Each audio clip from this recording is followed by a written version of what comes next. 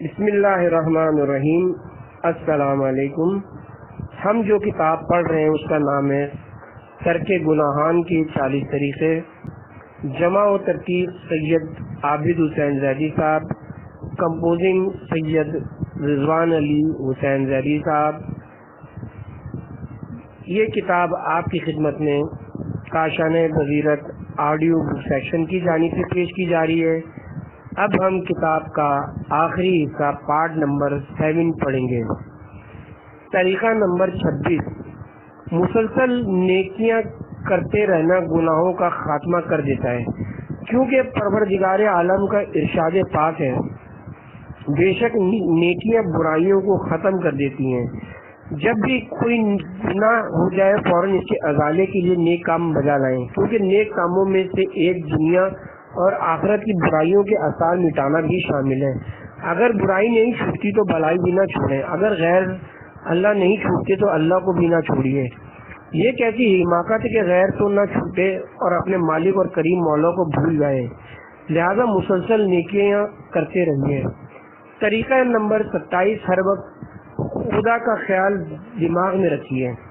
یاد خدا اور دراصل ایک کنجی ہے جس سے دل کا قفل کھلتا ہے اور اطاعت و فرما برداری میں جی لگتا ہے۔ اس کنجی کے دندانے کو بھی صحیح رکھنے کی ضرورت ہے تاکہ دل کا قفل آسانی سے کھلے اور کوئی دشواری پیش نہ آئے۔ اور اس کا مطلب یہ کہ ذکر کو فکر اور توبہ اور خشوع و خضوع کے ساتھ کیا جائے۔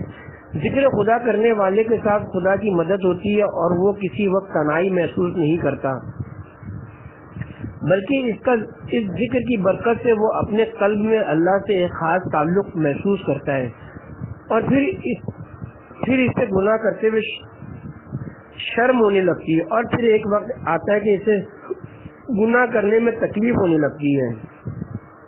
ابتدا میں اگر ذکر میں لذت نہ آئے تو بھی ذکر خدا کرنا نہ چھوڑیے۔ اگر ذکر خدا کے باوجود گناہ نہیں چھوٹ رہے تو فی الحال توبہ نہ کریں، توبہ ٹوٹتی بھی رہے تب بھی بار بار کرتے رہیں۔ انشاءاللہ جلد وہ وقت آ جائے گا جب خدا آپ کو نفس اور شیطان پر غالب کر دے گا۔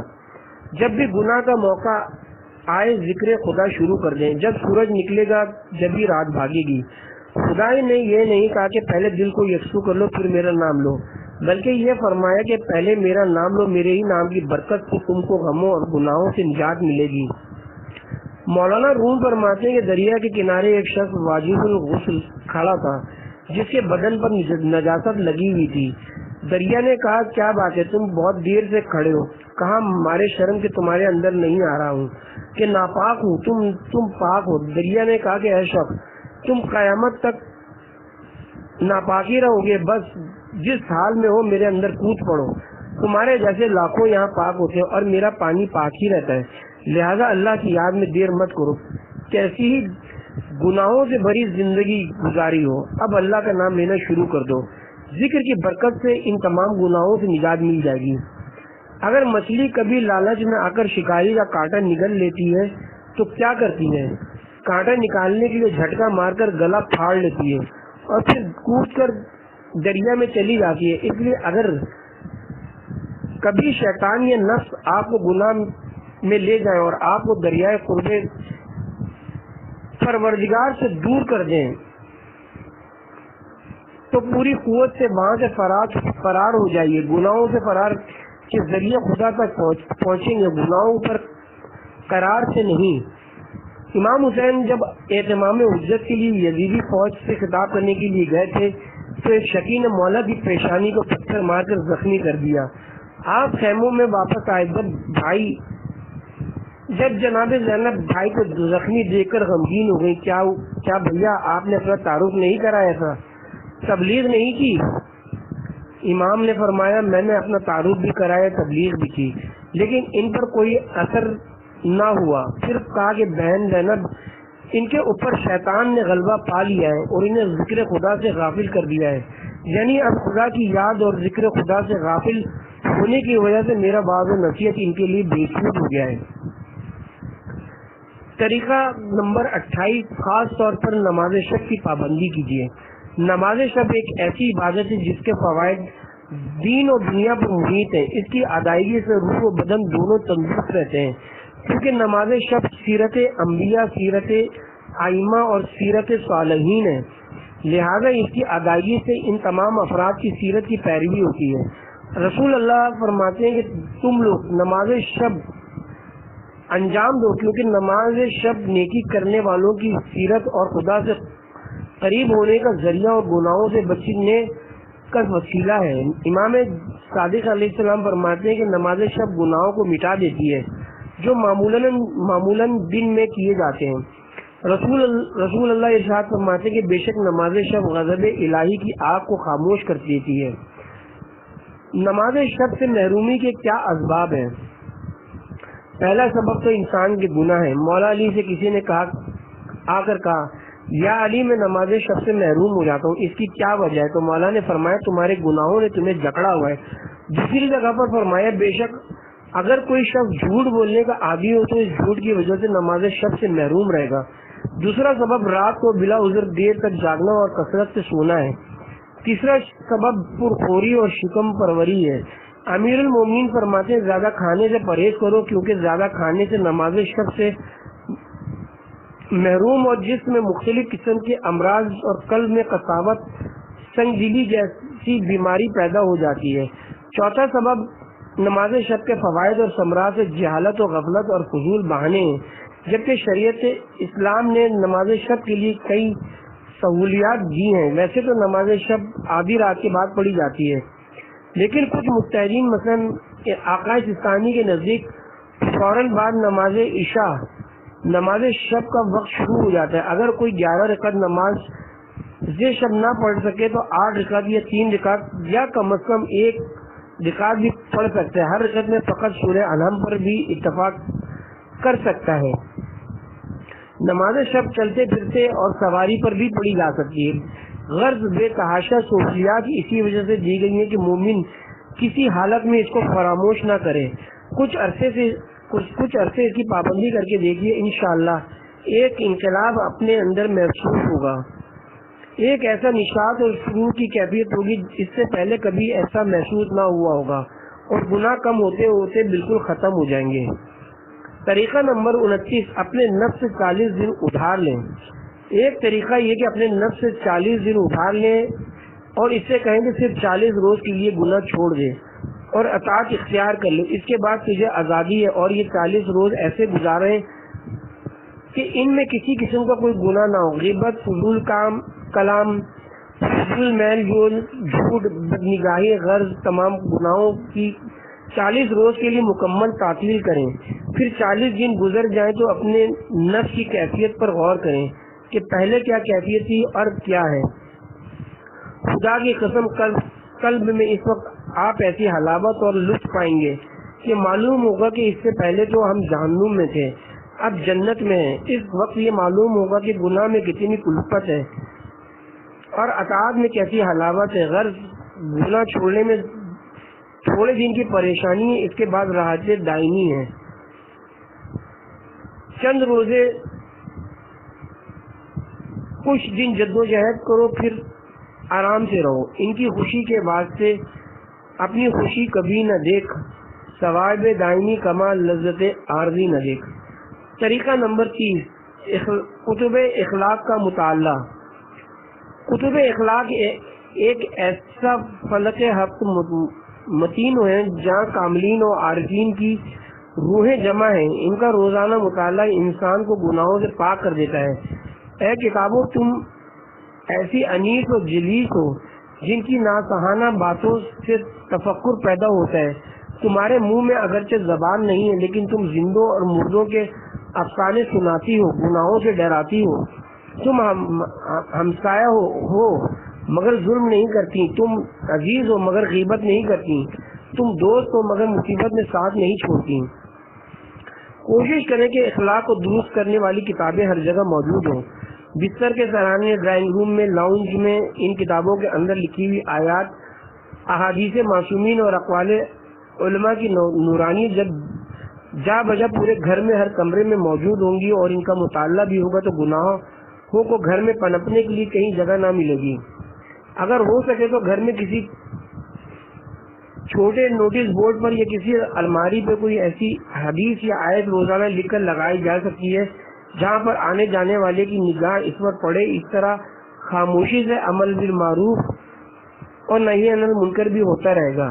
علامہ میر حامد حسین لکھنوی صاحب ابقات النور کا جب انتقال ہوا اور غسل کے لیے لے جائے گئے تو لوگوں نے دیکھا کہ کتابیں رکھنے کی وجہ سے سینے پر گھڑا پڑ گیا تھا. اتنا لکھتے تھے کہ بیٹھے بیٹھے تھک جاتے تو کھڑے ہو کر لکھتے تھے, کھڑے کھڑے تھک جاتے تھے تو لیٹ کر لکھتے تھے. اگر آپ اپنی جوانی کے زمانے کو علم حاصل کرنے میں خرچ کریں گے تو بڑھاپے میں اپنے بوئے ہوئے پھل کو چننے پر آپ کی تعریف ہوگی. لذات بدن اگرچہ مقصود ہوگی لیکن لذات علم کے مقابلے میں وہ کوئی کمی محسوس نہ کرے گا. اپنی جوانی کی تھکاوٹیں اور راتوں کو جاگنا یاد آئے گا جب جناب یوسف کے دیدار کے مقابلے میں ہاتھ کٹ جانے کی کوئی وقت نہیں ہے. جو راستہ دوست تک پہنچاتا وہ کبھی طویل نہیں ہوتا. رسول اللہ فرماتے ہیں کہ علم کا ایک باب حاصل کرے چاہے اس پر عمل کیا ہو یا نہ کیا ہو 1000 رکعت پڑھنے سے افضل ہے. حکیم جانلوس سے کسی نے دریافت کیا کہ اپنے دوستوں کی نسبت آپ نے اتنی حکمت کیسے حاصل کر لی؟ تو کہا میں نے کتب بینی کے لیے چراغ کے تیل پر اس سے زیادہ خرچ کیا جتنا وہ شراب پر خرچ کرتے ہیں. لہذا جہاں تک ممکن ہے وہ گھر کو اچھی کتابوں سے بھر لیجیے. روز خاص طور پر سونے سے پہلے مطالعے کی عادت ڈالیے اور پھر دیکھیے کہ یہ کتابیں کیسے آپ پر انوار کی بارش کرتی ہیں. طریقہ نمبر 31 گناہوں کی مصیبت سے بچنے کی نیت سے صدقہ نکالیے. صدقہ تمام مصیبتوں اور بلاؤں کو دور کرتا ہے. آپ ان گناہوں کی مصیبت عظمی سے بچنے کے لیے بھی صدقہ دینا شروع کریں اور حسب حیثیت روز دیں, بلکہ جو صدقہ آپ روز حفظ بلا کے لیے نکالتے ہو اس میں یہ نیت بھی شامل کر لیجئے. سورہ بقرہ میں ہے کہ اگر تم فقیروں کی امداد علی الاعلان کرو تو یہ بھی ٹھیک ہے, اور اگر چھپا کر فقراء کے حوالے کرو گے تو یہ تمہارے لیے زیادہ بہتر ہوگا. اس کے ذریعے تمہارے گناہ بھی معاف ہو جائیں گے. لہذا صدقہ دینے سے نہ صرف پچھلے گناہ معاف ہوتے ہیں بلکہ آئندہ کے گناہوں سے بھی حفاظت ہو جاتی ہے. صدقہ کیونکہ رد بلا کے لیے دیا جاتا ہے اور گناہوں اور نافرمانیوں سے بڑی کوئی بلا نہیں ہے. طریقہ نمبر 32 یہ تصور کریں کہ خدا آپ کو ہر وقت دیکھ رہا ہے. سورہ حدید کی 4 آیت میں ہے کہ تم جہاں کہیں بھی رہو وہ خدا تمہارے ساتھ ہے. جب ہمیں یہ یقین ہے کہ خدا ہر جگہ موجود ہے اور بندے کی ہر حالت و کیفیت سے واقف ہے تو اس یقین کے نتیجے میں مومن ہمیشہ خود کو خدا کے حضور محسوس کرے گا. تنہائی ہو یا لوگوں کے ساتھ اس کے کردار سے کوئی ایسا فعل ظاہر نہ ہوگا جو خدا کو ناپسند ہو. اسے معلوم ہے کہ خدا میرے باطن سے بھی واقف ہے, لہذا وہ ہمیشہ لوگوں کے سامنے اپنی ظاہری اصلاح سے زیادہ باطنی اصلاح کی فکر میں لگا رہے گا. محقق اردبیلی کے حالات میں ملتا ہے کہ انہوں نے اپنی عمر کے آخری 40 سال اس طرح گزارے کہ وہ پاؤں تک نہیں پھیلاتے تھے, چاہے تنہائی میں ہو یا لوگوں کے ساتھ, چاہے سو رہے ہو یا جاگ رہے ہو, ہر حال میں خود کو خدا کے حضور و حاضر و ناظر سمجھتے ہیں اور اپنے پاؤں سمیٹے رہتے تھے اور فرماتے تھے کہ مجھے خدا کے سامنے پاؤں پھیلاتے ہوئے شرم محسوس ہوتی ہے. ایک اور عالم کے حالات زندگی میں ملتا ہے کہ جب ان کی جا کنی کی کیفیت تھی اور ان کے پاؤں لوگ سیدھے کرنے لگے تو کہا کہ میں نے اپنی پوری زندگی گزار دی اور اب تک اپنے پروردگار کے حضور ایسی بے ادبی نہیں کی. اب جبکہ آخری وقت آ گیا اور میں مر رہا ہوں کیسے بے ادبی کر سکتا ہوں. پھر جب حالت احتضار آ گئی اور اپنے پاؤں روبہ قبلے کیے تو فرمایا پروردگار چونکہ تو نے مجھے اس حالت میں ایسا کرنے کا حکم دیا ہے لہذا میں اسے قبول کر رہا ہوں. بعض دوسرے علماء کے بارے میں ملتا ہے کہ وہ بلند آواز سے بات نہیں کرتے تھے, کہتے تھے کہ ہر جگہ خدا موجود ہے. بلند آواز سے بات خلاف ادب محسوس ہوتی ہے. ظاہر ہے کہ ایسے معیار کی توقع ایک عام مومن سے تو نہیں ہو سکتی مگر وہ اپنے افعال کو انجام دیتے وقت خدا کے حاضر و ناظر ہونے کا تصور تو کر سکتے ہیں اور خود کو گناہوں سے محفوظ رکھ سکتے ہیں. قرآن میں ارشاد ہے واللہ بما تعلمون خبیر، اللہ تمہارے اعمال پر باخبر ہے۔ یہ جملہ پروردگار عالم نے اپنے بندوں کو سکھایا ہے کہ وہ ہر وقت اس کو یاد رکھیں تاکہ عمل میں کوتاہی نہ ہو، اور ہر وقت یہ خیال رہے کہ پروردگار عالم میرے ظاہر و باطن کو دیکھ رہا ہے۔ جب یہ خیال پختہ ہو جائے گا کہ ہمارے اس کام کی اطلاع حاکم کو ہے تو پھر اس میں کوتاہی نہیں ہوا کرتی۔ یہ نہایت سہل مراقبہ ہے اور ہر شخص اس سے استفادہ کر سکتا ہے۔ طریقہ نمبر 33، موت کی یاد کو دل میں بسائیں۔ موت کی یاد انسان کو گناہوں سے باز رکھتی ہے۔ مومن کو چاہیے کہ وہ ان تمام اعمال کو انجام دے جو دل کو نرم بناتے ہیں اور آخرت اور موت کو یاد دلاتے ہیں۔ موت کی یاد لذات دنیا کو توڑنے والی چیز ہے۔ موت کو کثرت سے یاد کرنا اور آخرت کے لیے اعمال انجام دینا گناہ کے خیالات کو بھی دل سے محو کر دیتا ہے۔ ان پر عمل کرنا تو دور کی بات ہے، میتوں کے غسل دینے میں شرکت، تہجید و تکفین اور نماز جنازہ میں شرکت، قبرستان جانا، قبروں کی زیارت، اپنے کفن کو تیار رکھنا، وصیت نامہ تیار رکھنا اور اپنے تیار کفن کو گاہے بگاہے نکال کر دیکھنا ایسے اعمال ہیں کہ جو موت کی یاد کو دل میں تازہ رکھتے ہیں، اور پھر گناہ انجام دینے سے دل ڈر جاتا ہے کیونکہ اس کا انجام ملوث خاطر ہوتا ہے۔ طریقہ نمبر 34، معصومین سے توسل اختیار کریں۔ اصول علم، قصب اخلاص اور اصلاح نفس کے لیے معصومین خاص طور پر اپنے زمانے کے امام سے توسل کامیابی کی منزل تک مومن کو پہنچا دیتا ہے۔ امام خمینی جب فرانس میں جیلا وطن تھے تو انہوں نے وہاں سے قم کے 3 عالموں کو خط لکھے تھے اور ان سے خواہش لکھی کہ وہ اسلامی انقلاب کے سلسلے میں دعا کریں، کیونکہ انقلاب کی کامیابی کے لیے معصومین کی مدد اور ان کی دعاؤں کی سخت ضرورت ہے۔ محدث قمی فرماتے تھے کہ جب کبھی مجھے زیادہ لکھنے سے کمزوری محسوس ہوتی ہے تو میں بطور تبرک ائمہ کے روزوں کی خاک استعمال کرتا ہوں اور کبھی کبھی لکھی ہوئی حدیثوں کو آنکھوں سے لگاتا ہوں۔ الحمدللہ اس طرح میری بینائی بالکل ٹھیک ہے اور مجھے امید ہے کہ میری آنکھیں دنیا اور آخرت دونوں میں اسی فیض کے باعث معرفت سے روشن رہیں گی۔ بعض اوقات دوا میں انگلیاں ڈال کر دوا کو ہلاتے تھے اور کہتے تھے کہ میں نے ان انگلیوں سے ائمہ معصومین کی ہزاروں حدیثیں لکھی ہیں، اس لیے ان کے ذریعے شفا کی امید کرتا ہوں۔ حضرت آیت اللہ شیخ عبد الکریم حائری، جنہوں نے قم کا حوضہ علمیہ قائم کیا تھا، دستور بنایا تھا کہ میرے درس شروع کرنے سے پہلے ایک شخص مصائب امام حسین علیہ السلام بیان کرے، پھر میں درس شروع کروں گا۔ میرے پاس جو کچھ ہے وہ مولا حسینی کے صدقے میں ہے۔ لہذا معصومین ہستیاں جو ایک نظر میں خاک کو سونا بنا دیتی ہیں، جب ہم خلوص سے گناہوں کے ترک کے سلسلے میں انہیں مدد کے لیے پکاریں گے اور ان سے توسل چاہیں گے تو کیا ممکن ہے کہ وہ معمولی سی نگاہ لطف و کرم بھی ہم پر نہ ڈالیں گی۔ طریقہ نمبر 35، نفس کو مشغول رکھیے۔ مومن کو فارغ اوقات میں بیکار نہیں رہنا چاہیے اور کسی نہ کسی اچھے کام میں مشغول رہنا چاہیے۔ دین کا کام نہ ہو تو دنیا ہی کے کسی مباح کام میں لگا رہے، کیونکہ شغل میں نفس کو مستی نہیں چھوٹتی، توجہ کام کی طرف رہتی ہے اور بیکاری میں چاروں طرف ذہن دوڑتا ہے اور اس راز کو حکام بھی سمجھتے ہیں۔ چنانچہ جو لوگ معطل اور بیکار رہتے ہیں پولیس زیادہ تر انہی کی نگہداشت کرتی ہے اور ایسے ہی لوگوں کو پکڑا جاتا ہے، یعنی ان کے نزدیک بیکاری بدماشی کا ایک سبب ہے۔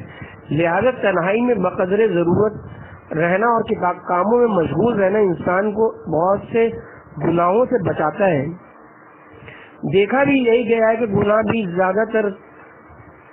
زیادہ کھانے والے لوگوں سے ہوتے ہیں اور زیادہ کھانے والا ترک گناہان پر کم ہی قادر ہوتا ہے۔ یہ بھی دیکھا گیا ہے کہ جو لوگ مناسب یا کم کھاتے ہیں ان کو تقاضۂ گناہ بھی کم ہوتا ہے، اور اگر وہ بچنا چاہیں تو سہولت سے بچ نکلتے ہیں، کیونکہ ان میں یہ قوت حقیقتاً ہو جاتی ہے۔ جس طرح ایک بوڑھا شخص جس میں قوت نہیں ہوتی اگر زنا سے بچنا چاہے تو بآسانی بچ سکتا ہے۔ زیادہ تر کھانا کھانے کے اور بھی نقصانات ہیں۔ زیادہ کھانے والے کے لیے نماز شب کے لیے اٹھنا پہاڑ سے کم نہیں۔ صبح کی نمازیں بھی بسیار خوری کے سبب قضا ہو جاتی ہیں۔ زیادہ کھانے والا سوتا بھی زیادہ اور ایسے شخص کو نظم و ضبط اور اوقات کی پابندی بہت دشوار ہوتی ہے، اور زیادہ سوچتے رہنے سے قوت فکر بھی کمزور ہو جاتی ہے، اور قوت فکر کی کمی سے دنیا و آخرت دونوں اثر انداز ہوتے ہیں۔ خوف خدا پیدا کرنے کا ایک عمدہ طریقہ فکر آخرت پیدا کریں، اور اس کا طریقہ یہ کہ روزانہ بلا ناغہ سونے سے پہلے کچھ دیر یہ سوچیں کہ مرنے کے بعد ہمیں کیا پیش آنے والا ہے، کہ ایک دن وہ آئے گا کہ میرا اس دائرے پانی سے کوچ ہوگا، سب ساز و سامان، مال و اسباب، کاروبار و ملازمت، گھر و گاڑی اور بیوی بچے اور رشتے دار دوست سب یہیں رہ جائیں گے، میں تنے تنہا سب کو چھوڑ کر قبر کے گڑھے میں جا لیٹوں گا، اور اس وقت میرا کوئی مددگار نہ ہوگا سوائے نیکیوں کے، اور فقط اعمال ہی کام آئیں گے، منکر نکیر آئیں گے، اور خدا نہ خواستہ ناکام رہا تو قبر جہنم کے گڑھوں میں سے ایک گڑھا بن جائے گی۔ پھر قیامت میں اٹھایا جائے گا، حساب کتاب کے لیے پیش کیا جائے گا، پل صراط پر چلنا ہوگا۔ اے نفس تو کس دھوکے میں ہے، ان سب واقعات پر تیرا ایمان ہے، اور پھر یہ غفلت کس وجہ سے، گناہوں پر یہ دلیری ہے، کیا ہمیشہ یہاں رہنا ہے؟ روزانہ سونے سے پہلے 10-15 منٹ یہ سوچیں کہ انشاءاللہ چند روز بعد ہی آپ دیکھیں گے خوف پیدا ہوگا، اور اس کے بعد توبہ کی فکر ہوگی، اور آئندہ کے لیے اطاعت کی توفیق ہوگی۔ کسی نے بکرات سے پوچھا کون سا مرض سب سے زیادہ شدید ہے، تو اس نے کہا جس مرض کو معمولی سمجھا جائے وہ بہت شدید ہے، اسی طرح وہ گناہ بھی بڑا شدید ہے جس کو بہت معمولی اور ہلکا سمجھا جاتا ہے۔ طریقہ نمبر 36، مسائل شریعت کی پابندی کی عادت ڈالی ہے۔ ہمارے نفوس پابندی کے عادی نہیں ہیں بلکہ آزادی کے عادی ہیں، اور دین کی دشواری اور تکلیف کی اصل اگر یہ ہے کہ اس میں ہر طرح کی آزادی نہیں ہے تو یہ کوئی بھلی بات نہیں، کیونکہ پابندی تو ہر قانون میں ہوتی ہے۔ اگر پابندی کا نام دشواری ہے تو ایک ڈاکو کو بھی یہ کہنے کا حق حاصل ہے کہ میں حکومت کے قانون کو نہیں مانتا، کہ یہ میرے لیے دشوار ہے، اور یہ دشواری یہ کہ اس نے مجھے پابند کیا جاتا ہے اور میرے جذبات کو دبایا جاتا ہے، تو کیا کوئی عاقل اس کی اس بات کو مانے گا؟ اصل میں یہ دشواری دین کی نہیں بلکہ ہماری اپنی طبیعت کی ہے۔ جیسے کسی بچے کو دودھ چھوڑنا اور روٹی کھانا دشوار معلوم ہوتا ہے، اور وہ دودھ چھوڑتے وقت کیسا مچلتا ہے، تو آج سے بچوں پر یہ ظلم کرنا چھوڑ دیجیے۔ مگر کوئی ایسا نہیں کرتا، بلکہ سب یہ کہتے ہیں کہ روٹی کھانا تو بہت آسان ہے، مگر بچے کو اس لیے دشوار ہے کہ وہ دودھ کا عادی رہا ہے۔ جہاں وہ عادت چھوٹی اس کے بعد پوچھیے گا کہ اب کیا دشواری، پھر تو یہ حالت ہوگی کہ دن رات صرف روٹی ہی کی فکر میں رہے گا، اور ماں کے دودھ سے ایسی نفرت ہو جائے گی کہ خوشامد بھی کر لو یہ تو بھی پاس نہ آئے گا۔ تو بس یہی حال دین کی دشواری کا بھی ہے۔ جب آپ آزادی کے اتنے عادی ہو گئے ہیں، اس وجہ سے یہ دین کی پابندی دشوار معلوم ہوتی ہے، اور جس دن ہم اس پابندی کے عادی ہو گئے اس دن خود کہہ دیں گے ارے دین پر چلنا تو بہت آسان ہے، اور اب احکام شریعہ کی پابندی میں وہ لذت آنے لگے گی، اور آپ اس کے ایسے عاشق ہوں گے کہ اس نام نیاد آزادی سے ہی نفرت ہو جائے گی۔ طریقہ نمبر 37، 40 روز تک زیادہ تر اوقات میں خاموش رہنے کی مشق۔ رسول اللہ نے جناب ابو ذر سے فرمایا، میں تمہیں زیادہ خاموش رہنے کی سفارش کرتا ہوں، اور اس وسیلے سے شیطان تم سے دور بھاگ جائے گا۔ دین کی حفاظت کے لیے خاموش رہنا بہتر مددگار ہے۔ کم از کم 40 روز تک خاموش رہنے کو اختیار کیجیے، سوائے ضروری کاموں کے باتیں نہ کریں، سوائے امر بالمعروف اور نہی عن المنکر، ذکر خدا اور ضروری امور کے زبان کو حرکت نہ دیں۔ علامہ محمد حسین طباطبائی فرماتے تھے کہ میں نے خاموش رہنے کے لیے گنا قدر مشاہدے کیے ہیں، اسی طرح زیادہ بولنے اور کثرت کلام سے دل مردہ ہو جاتا ہے، ظلمت پیدا ہوتی ہے اور قساوت قلبی پیدا ہو جاتی ہے، اور یہ وہ بلا ہے۔ پھر اس کے بعد گناہوں میں مبتلا ہو جانا آسان ہو جاتا ہے، اور تمام گناہوں کی نشاد یہی قساوت یعنی دل کا سخت ہو جانا ہے۔ بس کثرت کلام کے ساتھ گناہوں سے بچنا چند دن کے لیے ہوتا ہے، اور پھر دوبارہ گناہوں کی طرف جھکاؤ ہونے لگتا ہے۔ اس طرح لوگوں سے زیادہ میل جول ضرورت سے زیادہ بھی گناہوں کی طرف لے جاتا ہے۔ دوسروں کی غیبت، مذاق اڑانا، دوسروں کے راز ظاہر کرنا اور نامعلوم کون کون سے گناہ اس کثرت اختلاط کے باعث ہوتے ہیں۔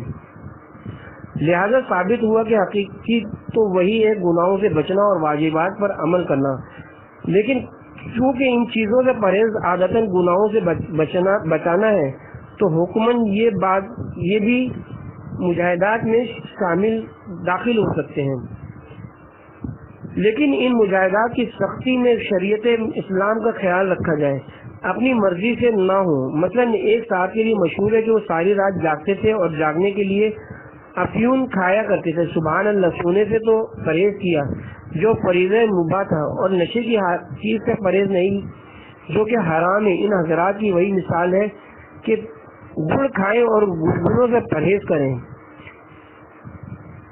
اے عربی، مجھے یہ خوف ہے کہ تو کعبے تک نہ پہنچ سکے گا، کیونکہ یہ جو رات طے کر رہا ہے یہ تو ترکستان کو جاتی ہے۔ جب تک مریض ایک مدت تک معالجہ نہ کرے امراض کی جڑیں کٹتی نہیں ہیں، لیکن اس سلسلے میں اقدام کرتے رہنے کی ضرورت ہے۔ طریقہ نمبر 38، گھر میں آواز بلند اذان دینا۔ حدیث میں کہ اذان کی آواز سے شیطان مکلا جاتا ہے اور بھاگ جاتا ہے، اور جس جگہ سے شیطان بھاگ جائے وہاں پھر گناہوں کے لیے زمین سازگار نہیں ہوتی۔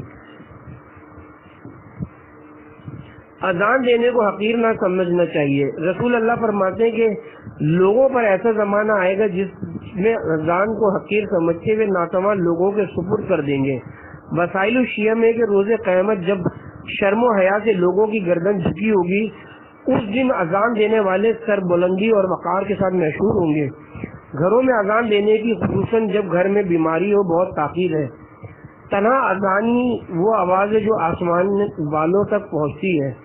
اذان اسلام کی زندگی کا اعلان ہے، اذان مومن کے عقائد کی منادی ہے، اذان نغمہ توحید ہے، اذان اعلان ولایت اور رسالت ہے، اذان شیطان کی کمر توڑ دیتی ہے، اذان تبلیغات کے لیے فضا سازگار بنانے کا ذریعہ ہے، اذان خواب غفلت سے بیداری کا پیغام ہے۔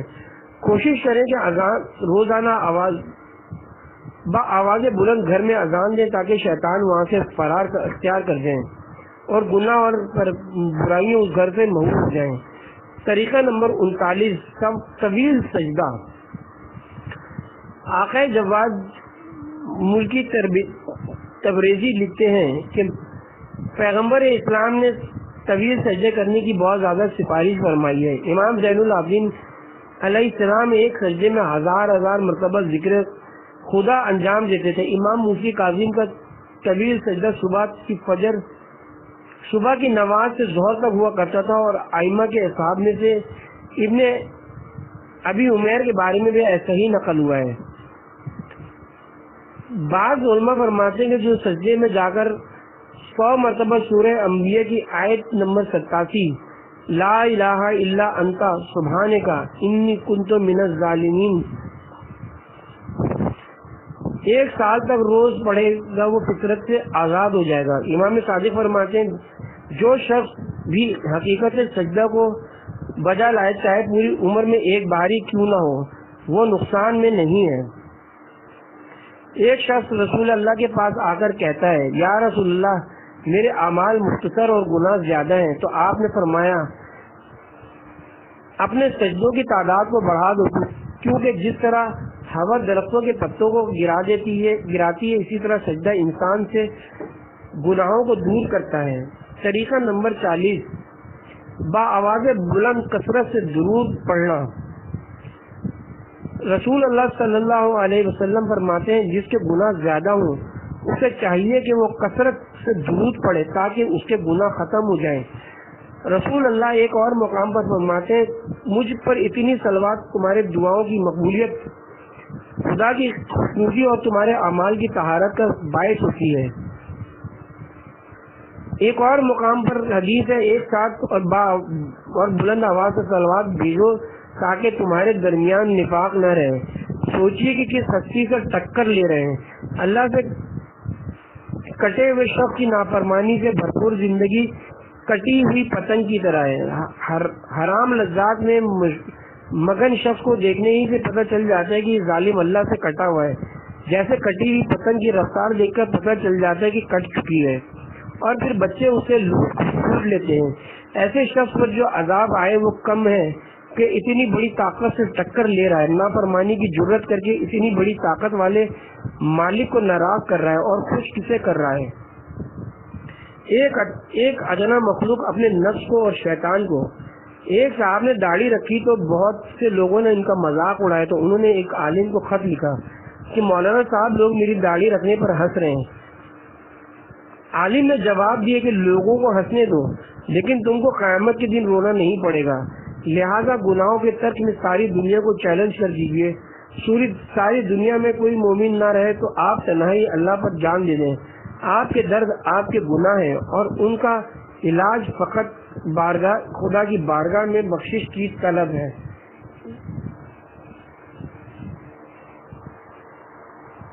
رسول خدا صلی اللہ علیہ وسلم نے فرمایا، جب خدا کسی قوم پر غضبناک ہو تو ان پر عذاب نازل کر کے انہیں تباہ کرنے کے بجائے ان چیزوں میں مبتلا کر دیتا ہے: